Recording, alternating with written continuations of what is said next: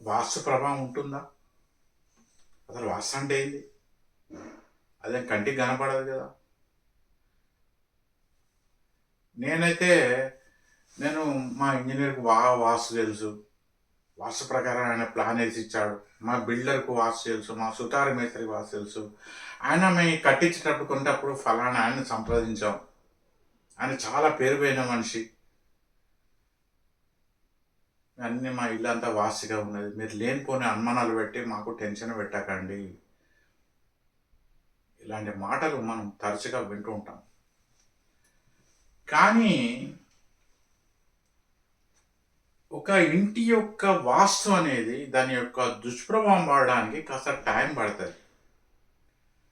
ఇప్పుడైతే current shortage అనేది లేకుండా ఉండడం వల్ల ఈ కొవ్వొత్తి గురించి చాలా మందికి తెలియదు.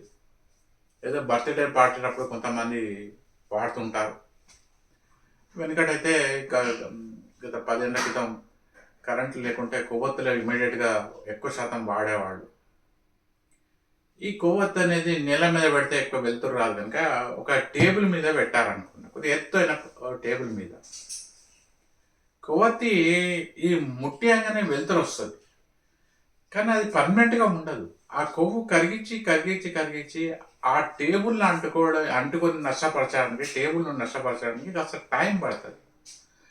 అలాగే నీ ఇంటి యొక్క వాస్తు దోషాలనేది నువ్వు చెప్పిన ఇంజినీర్ కావచ్చు, నువ్వు చెప్పిన బిల్డర్ అనుకోవచ్చు. వాళ్ళకైతే అసలు రానే రావు, వాస్తే రాదు. వాళ్ళకి స్పెల్లింగే తెలియదు నన్నడిగితే. ఈ సుతార మేస్త్రి గానీ, ఇతరులను కన్సల్ట్ చేసిన వాళ్ళు ఎవరన్నా పొరపాటు చేస్తే, ఆ పొరపాటు యొక్క దుష్ఫలితాలను నీ మీద పడడానికి దానికి ముఖ్య కారణం ఫస్ట్ చెప్పాలంటే, మీ యొక్క పిసినాస్తనమే మిమ్మల్ని రాంగ్ రూట్‌లో నడిపిస్తది. అంతవరకు మీకు దాని యొక్క దుష్ప్రభావం కనబడదు. ఈ కొవ్వు మొత్తం కరిగిపోతే, ఈ ఫ్లేమ్ అనేది కొవ్వుని కరిగించి టేబుల్‌ని అంటుకోవడానికి కాస్త టైం పడతది.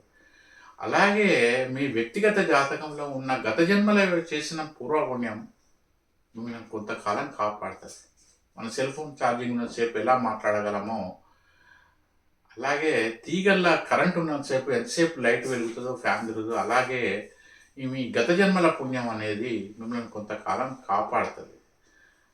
అది ఆ పుణ్యం అంతా ఖర్చయినాక ఈ వాస్తు అంటే ఏందో మీకు మీ మీద ఖచ్చితంగా 100% నాట్ 99.99 కాదు, 100% ఈ మీరు నివసిస్తున్న ఇల్లు కావచ్చు, ఆఫీసు కావచ్చు, షాపు కావచ్చు, ఏదైనా కావచ్చు, దాని యొక్క దుష్ప్రభావం పడడం 100% గ్యారంటీ. ఇది భౌతికంగా రుజువుపరచలేం. ఎవరు చెప్పినా అర్థం కాదు. అది ఎవరికి వాళ్ళు అనుభవపూర్వకంగానే తెలుసుకోవాల్సి వస్తుంది.